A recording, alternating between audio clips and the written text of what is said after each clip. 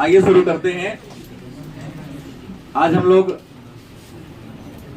दिगंत भाग 2 काव्यखंड पाठ संख्या 8 पर चर्चा करेंगे और पाठ संख्या 8 जिसका नाम है उषा। क्या नाम है? उषा। उषा का शाब्दिक अर्थ होता है सुबह के लिए, सूर्योदय के बाद का जो समय होता है उसके लिए उषा काल या प्रातः काल शब्द का प्रयोग किया जाता है। ये जो उषा शीर्षक कविता है इसकी रचना शमशेर बहादुर सिंह के द्वारा किया गया है। किनके द्वारा? शमशेर बहादुर सिंह ने इस उषा शीर्षक कविता के माध्यम से सुबह के समय प्रकृति का जो सौंदर्य होता है उस प्रकृति के सौंदर्य के बारे में चित्रण किया है कि सुबह के समय आकाश कैसा दिखता है, प्रकृति कैसी दिखती है। इसी प्रकृति के सौंदर्य के बारे में, सुंदरता के बारे में शमशेर बहादुर सिंह ने क्या किया है? चर्चा किया है। तो आइए इसी कविता को हम लोग क्या करते हैं, जानते हैं, पढ़ते हैं कि उषा शीर्षक में कवि ने क्या लिखा है। इससे पहले हम लोग शमशेर बहादुर सिंह के जीवन चरित्र के बारे में, उनके व्यवसाय के बारे में, उनके द्वारा लिखा गया प्रमुख पद के बारे में चर्चा करेंगे। तो सबसे पहले जान ले शमशेर बहादुर सिंह जिनका जन्म 1911 ईस्वी में उत्तराखंड के देहरादून में हुआ था। शमशेर बहादुर सिंह जिनका जन्म 1911 ईस्वी में उत्तराखंड राज्य के मतलब उत्तर प्रदेश से ही 2000 में अलग हुआ था। उत्तराखंड कहें, कुछ लोग इसी को उत्तरांचल भी कहते हैं। तो उत्तराखंड में के देहरादून शहर में हुआ था। इनकी मृत्यु 1993 ईस्वी में हो गई थी। शमशेर बहादुर सिंह के पिता का नाम तारीफ सिंह और माता का नाम प्रभुदेवी था। इनकी पत्नी का नाम था धर्म देवी और इन्होंने अंग्रेजी विषय से, भले हिंदी के विद्वान रहे हैं, हिंदी के कवि हुए हैं, लेकिन इन्होंने अंग्रेजी से एमए किया था, मास्टर ऑफ आर्ट। एमए को पीजी भी कहते हैं, पोस्ट ग्रेजुएट। तो शमशेर बहादुर सिंह अंग्रेजी विषय से क्या किए थे? एमए किए थे। 1978 ईस्वी में सोवियत रूस, जिसको वर्तमान में रूस कहते हैं, 1991 ईस्वी तक उसका नाम क्या था? सोवियत रूस या पूर्व सोवियत संघ। उम्मीद है पढ़ाया हूं। सोवियत रूस की क्या किया था? यात्रा किया था। जीवन की शुरुआत इन्होंने एक संपादक के रूप में किया था। नहीं तो अखबार में कुछ लिखना, पत्रिका में कुछ लिखना। तो इन्होंने रूपाभ, माया, नया पथ, नया साहित्य और कहानी और भी कई हैं छोटे छोटे, इन पत्रिका में एक संपादक के रूप में, एक पत्रकार के रूप में क्या किया था? काम किया था। इनके द्वारा लिखा गया जो कविता का संकलन है उसका नाम है दूसरा सप्तक। कुछ कविताएं, कुछ और कविताएं, चुका भी नहीं हूं मैं इतने पास अपने, उदिता बात बोलेगी, काल तुमसे होड़ है मेरी, में टूटी हुई, बिखरी हुई, और एक है गजल सुकून की तलाश। मोस्ट VVI है। सुकून की तलाश क्या है? गजल। लिखा किसने है? तो ये आप जरूर याद रखेंगे कि सुकून की तलाश क्या है तो गजल है, और सुकून की तलाश को लिखा किसने है? या सुकून की तलाश किसकी रचना है? तो शमशेर बहादुर सिंह। ये मोस्ट VVI इनका है। और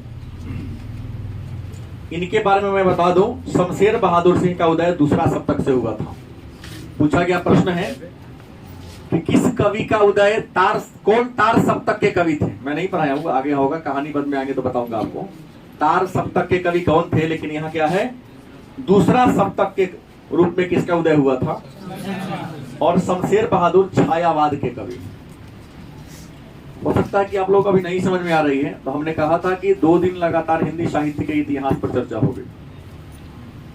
बस समझ गए? दशहरा के बाद हम लोग मिलेंगे ना, तो लगातार 2 दिन कविता खत्म करते ही हिंदी साहित्य के इतिहास पर वीरगाथा काल क्या है, आदि काल क्या है, भक्ति काल क्या है, फिर आएंगे वाद पर, छायावाद, छायावादोत्तर याग क्या है, इस सब के बारे में जानेंगे। हर काल की कुछ न कुछ खासियत होती है और किसी भी काल का नामकरण कुछ न कुछ विशेषताओं के आधार पर किया जाता है, तो ये जानेंगे हम लोग।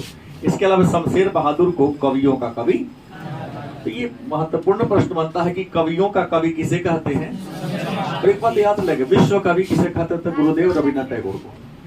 कवियों का कवि शमशेर बहादुर सिंह को कहते हैं और विश्व कवि किसे कहते हैं? गुरुदेव रविन्द्रनाथ। लेकिन आप जान लें किसी को दिन विद्यालय पढ़ने नहीं गए थे वो, उनके पास कोई शैक्षणिक डिग्री भी नहीं,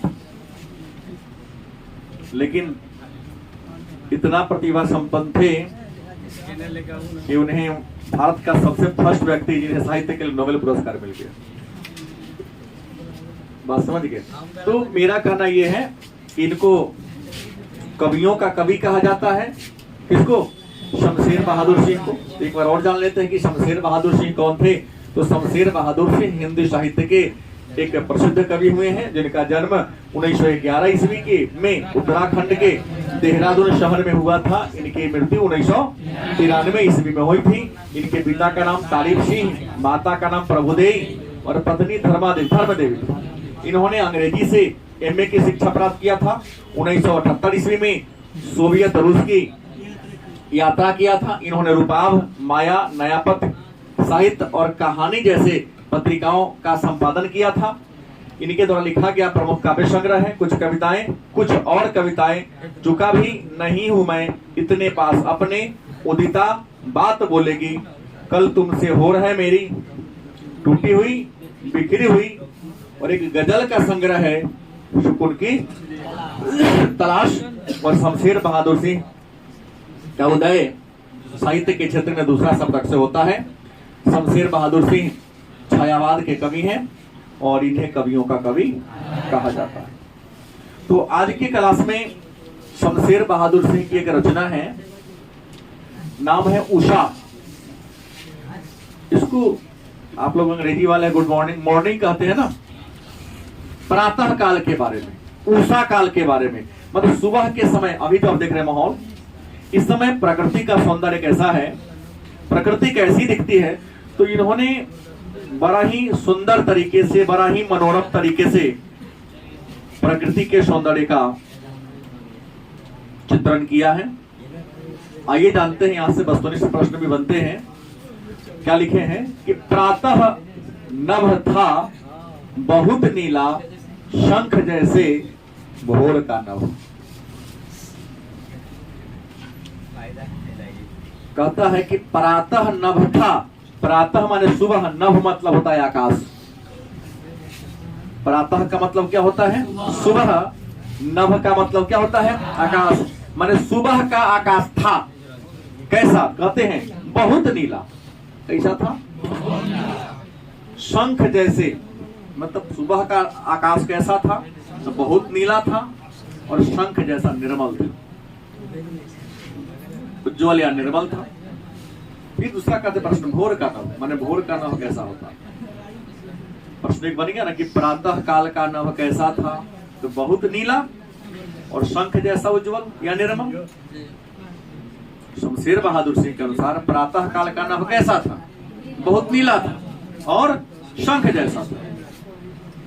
फिर इन्होंने दूसरा प्रश्न खुद से किया, कहा कि भोर का नभ, माने भोर का नभ कैसा था? तो भोर के नभ को जानने से पहले ये जान ले कि भोर कहते किसे हैं। तो सूर्योदय से पहले के समय को भोर कहते हैं। सूर्य की किरणें क्षिति पर पहुंचने से पहले का जो टाइम होता है, जैसे मान लो कि 5:30 पर सुबह में सूर्योदय हो जाता है, मान लो, तो 5:30 से पूर्व आप 29 भी ले सकते हो, 28 भी ले सकते हो, उससे कुछ मिनट पहले का समय, जब सूर्य का कोई प्रकाश किरणें आकाश में न पहुंची हो। हमारे भारत के क्षेत्र में सूर्य तो कभी उगता ही नहीं है, कहीं न कहीं तो दिखाई देता ही है, लेकिन भारत के देशांतरीय क्षेत्र में प्रवेश नहीं किया हो, उस समय के बारे में चर्चा करते हैं कि भोर का नभ, प्रातः काल का नभ कैसा था? नीला कि बहुत नीला? हाँ, यो देगा, नीला भी देगा, बहुत नीला भी देगा, बहुत नीला। और किसके जैसा? प्रातः के समय के नभ का रंग कैसा है? और किसके समान? दो प्रश्न हुआ। भोर का नभ ये कैसा? तो लिखा है राख से लिपा हुआ चौका। किससे लिपा हुआ? राख का मतलब सभी लोग समझते हैं, लकड़ी को, गोईठा को या उपला को जलाओ, जलाने के बाद जो उसका अवशेष रह जाता है उसी को राख कहते हैं। और चौका का मतलब गांव से बच्चे आते हैं, जानता है कि जहाँ खाना पकता है, खाना पकाने के लिए जिस घर में चूल्ही रखा हो तो उसको लोग कहते चौका है, चूल्हा चौका। आज लोग अपने घर को क्या बोलता है? किचन। लेकिन जाके बड़े बड़े होटल में देखो किचन अच्छा का नहीं लिखता है, रसोई लिखता है। क्या लिखता है? एक ने प्रश्न किया कि किचन और रसोई में क्या अंतर है? तो घर में किचन कहोगे तो घर में किचकिच होगा, जहां पर हमेशा क्या हो? किचकिच चिकचिक हो खाने पीने वाले भी, तो उसको वो अपने घर का नाम किचन रखता है। लेकिन जिस घर में हमेशा रस प्रेम की वर्षा हो वहां किचन नहीं होता, रसोई होता है। रसोई का मतलब जहां रस की वर्षा होती है। आज लोग तो अंग्रेजी से अपने आप को जोड़कर अंग्रेज बनने की कोशिश करते हैं, भले ही मायने उसका क्यों ना हो, गलत की सही। तो यहाँ मतलब ये हुआ कि भोर का नभ कैसा प्रतीत होता है? तो कवि शमशेर बहादुर कहते राख से लिपा हुआ चौका। अब आज की जो महिलाएं हैं, देखिएगा, गांव में तो खैर नहीं चलता है, शहर में जो अपने आप को हाई फाई या वाई फाई जो कह दो कह लेती है, 9 बजे तक जगेगी, आंख में किचिर लगा हुआ है, मुंह में बर्फ घुसा या नहीं घुसा इससे मतलब नहीं है, लेकिन दिमाग से चूल्हा साफ हुआ या नहीं हुआ, खिचड़ी चढ़ गया चाय वाला। गलत की सही? लेकिन अगर आप गांव से आते हैं, प्योर जो गांव से आने वाले बच्चे हैं, देखते होइएगा, आपकी मम्मी सुबह सुबह जगती है तो सबसे पहले घर में कटरा में, लेकर मिट्टी वाला घर है, कटरा में कुछ मिट्टी, पियर का मिट्टी रखा रहता है, उसमें को कपड़ा रखा रहता है, पोतन कहते हैं ना। सबसे पहले वो क्या करती हैं? हाँ, झाड़ू बहार जो भी तुम्हारे घर में है उसे अपने घर को सब साफ कर देती है। और उसके बाद कहते पूरा चूल्हा को, भाई चूहा हुआ चल गया होगा, कौन कौन कीड़ा मकोड़ा घुसा होगा, पूरा चौका को नीप देती है जितना दूर में खाना बनता है। गलत से? अगर लकड़ी पर बनता है तो नीपने की वजह सूख जाता है, तब जाके वहां जला पटकती है। क्या आप लोग देखे हैं कि नहीं? मैं जानता हूं ऐसा होता था, और उम्मीद है अगर आप ग्रामीण कल्चर में जीते हैं तो आज भी ऐसा होता, क्योंकि भारत की आत्मा शहर में नहीं गांव में बसती है। सुमित्रा नंदन पंत ने लिखा है भारत माता ग्राम वासिनी। नहीं, गांव में भारत का कल्चर, भारत के कल्चर तो शहर में हत्या किया जा रहा है। नहीं, भारतीय सभ्यता का, भारतीय संस्कृति के, भारत के परंपराओं का बदनाम किया जा रहा है शहर के लोग, और कहते कि हम तो बहुत स्टैंडर्ड हो गए। जानवर और इंसान में अंतर यहाँ नहीं दिखाई देता है। स्टैंडर्ड हो गया तभी मांग के खाना खाओ, कहता हम स्टैंडर्ड हो गए, खड़े खड़े तो मवेशी खाता है। अरे गांव के लोग बैठ के खाता था, खाने की चीज तो बैठे का है। जल्दी बोल दिए, आइए अपने आप को हाई फाई कर देता है। वही कहते कि भोर का आकाश कैसा होगा? तो अगर आप याद करो, जो बच्चे गांव से आते हैं, अगर मम्मी चौका को लिप देती है तो जिस चूल्हा में खाना बनता है आग लगा के, तो चूल्हा अंदर से जल के लाल हो गया रहता है, और ऊपर का मात्र धुआं से करिया टीका हो गया रहता है। बाहर से काला दिखता है लेकिन अंदर से कैसा लिखता है? लाल लिखता है। तो वही कवि कहते हैं, बड़ा सुंदर तरीका से चित्रण कर दिया कि राख से लिपा हुआ जो अभी क्या हो, गील हो। तो सुबह में सूर्योदय के निकलने से पहले थोड़ा अंधेरा रहता है, तो अंधेरा और उसी में सूर्य का प्रकाश सुबह में लाल दिखाई देता है। तो लाल में अगर ब्लैक हो तो लगेगा राख से लिपा हुआ चौपा एकदम गील कुछ आकाश में। बहुत काली कैसन है? सूर्योदय से पहले पूरब की तरफ एकदम ब्लैक आकाश दिखाई देगा। सील जरा से लाल केसर से जैसे धुल गई हो। अब फिर जब लालिमा निकलने लगता है ना, तो करिया का सिलौटी पर या करिया का सलेट पर किसी ने लाल रंग को रगड़ दिया हो या लेप चढ़ा दिया हो, वैसा आपको सुबह में क्या होता है, प्रतीत होता है। अभी तो देर हो चला है, कल आप लोग मूल्यांकन करेंगे। जब सूरज निकलने वाला हो, ऊपर आने वाला हो, तो नीचे से ब्लैक और उसके ऊपर से रेड रेड दिखाई देता है। सेम कंडीशन कवि ने खोज के लाया, कैसा प्रतीत हमारे गांव में होगा, कहा ताकि बच्चा समझ जाए। वही चूल्हा को उदाहरण दे दिया।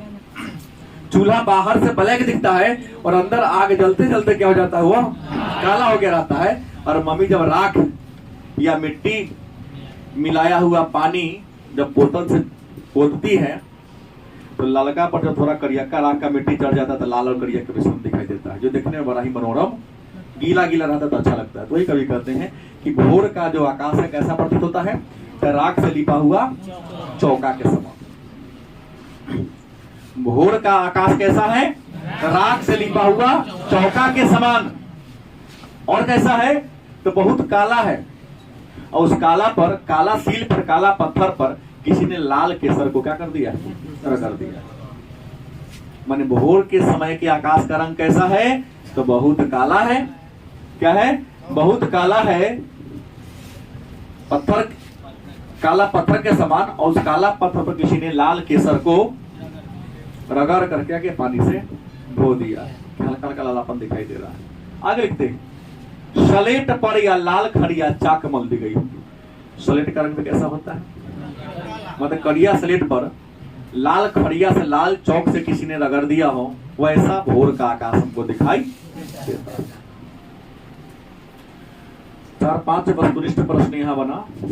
पहला कि प्रातः काल का नभ कैसा था, तो बहुत रंग कैसा था और किसके समान,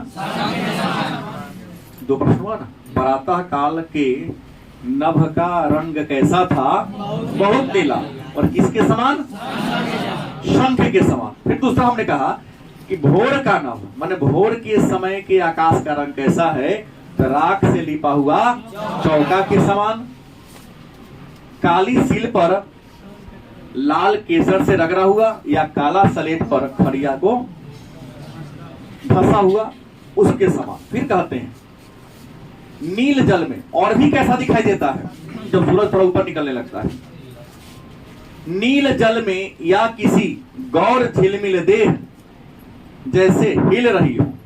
और डॉट देके कभी बहुत बात कह दिया है। कभी कहते हैं ये तो हमने कह दिया लिपा हुआ चौका के समान है, काला सील के समान है, पत्थर के समान है, जिस पर किसी ने लाल खड़िया से ये लाल चौक को रगड़ दिया हो, लेप दिया हो। फिर वो अपने मन से कहते नहीं, इसके अलावा भी भोर के समय के आकाश के रंग का कुछ सौंदर्य है, सुंदरता है। कैसा, तो सूर्य के प्रकाश का रंग व्हाइट है। कैसा है, गलत बोल दिया क्या मैं, सूर्य के प्रकाश का रंग कैसा है, क्योंकि सब जानता है कि सूर्य के प्रकाश स्पेक्ट्रम में 7 रंग है, और 7 रंग मिलता है तो उजला ही बनता है। हमने शायद यही पढ़ा है, आप क्या पढ़े इससे मतलब नहीं है, लेकिन 7 रंग को मिलाओगे तो कैसा दिखेगा तुम्हें, उजला, व्हाइट दिखेगा समान मात्रा में। और 7 रंग कौन है आपको बताएगा, फिर और बैजानिया, पिनाला, बड़े होंगे ना। तो कवि कहते हैं कि नील जल में या किसी गौर झिलमिल देह जैसे हिल रही हो। कि भोर के समय का, प्रातः काल के समय का आकाश और कैसा दिखता है, कहता जल का रंग नीला होता है। कि नीला जल में कोई गोरा बदन वाली स्त्री स्नान करती है, और जल जब हिलता है तो उसका गोरा बदन कितना सुंदर प्रतीत होता है।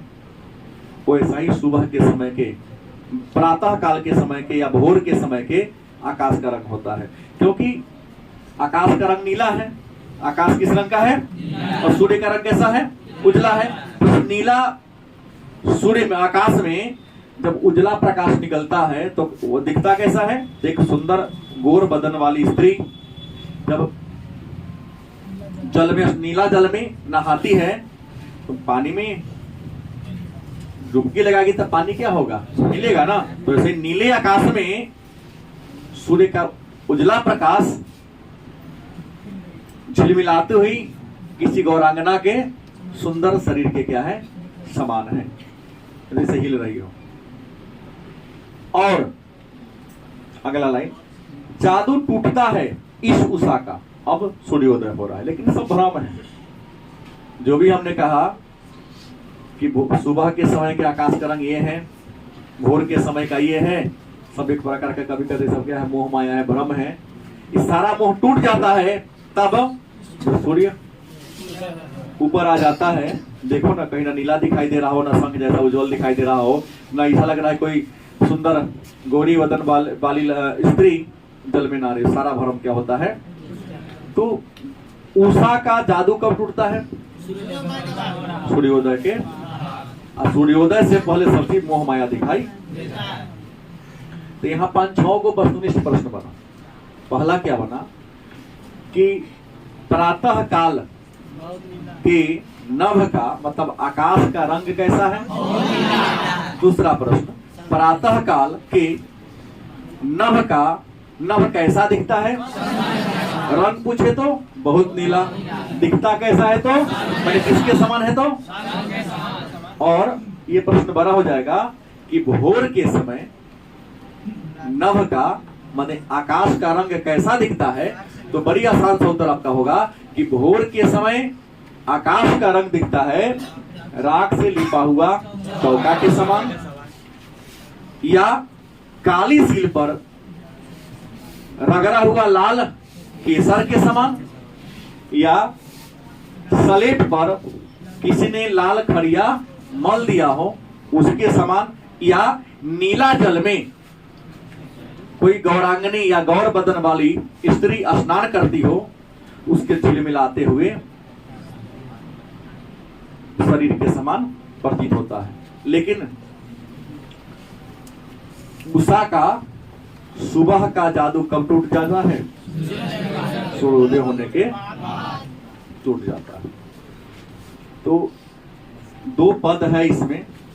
पहला, इससे ऊपर एक पद है, ये एक अलग पद है, किताब में देख लीजिए। एक पद अलग है और यहां से एक पद गलत, किस है 2 पद है। ये प्रश्न पूछा गया है, प्रातः का नभ था, प्रातः नभ था डॉट डॉट डॉट कर दिया है, सप्रसंग व्याख्या कर। यही पूछता है, बार बार पूछेगा भी। प्रातः नभ था बहुत नीला, सप्रसंग व्याख्या करे या भाव स्पष्ट करे या अर्थ स्पष्ट करे। प्रातः नभ था भाव स्पष्ट करे या अर्थ स्पष्ट करे।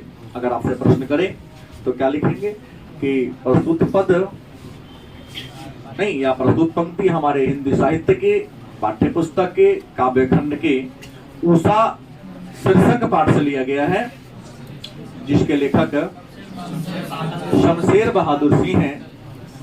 शमशेर बहादुर सिंह ने इस पद में प्रातःकालीन प्रकृति के सौंदर्य का, सुबह के समय के प्रकृति के सौंदर्य का चित्रण किया है। यह दिखाने का प्रयास किया है, कोशिश किया है कि सुबह के समय प्रकृति का रंग कैसा होता है, कैसा दिखता है, यह करने की कोशिश किया है। इसमें कवि ने यह लिखा है कि प्रातः काल के समय आकाश का रंग बहुत नीला है, शंख के समान पवित्र और नीलमय दिखाई देता है। भोर के समय आकाश का जो रंग है राख से लिपा हुआ चौका के समान दिखाई दे रहा है, और काली, बहुत काली, जिस पर किसी ने लाल केसर को रगड़ के धो दिया हो या सलेट पर किसी ने लाल खड़िया को मल दिया हो, उसके समान दिखाई देता है। ठीक है।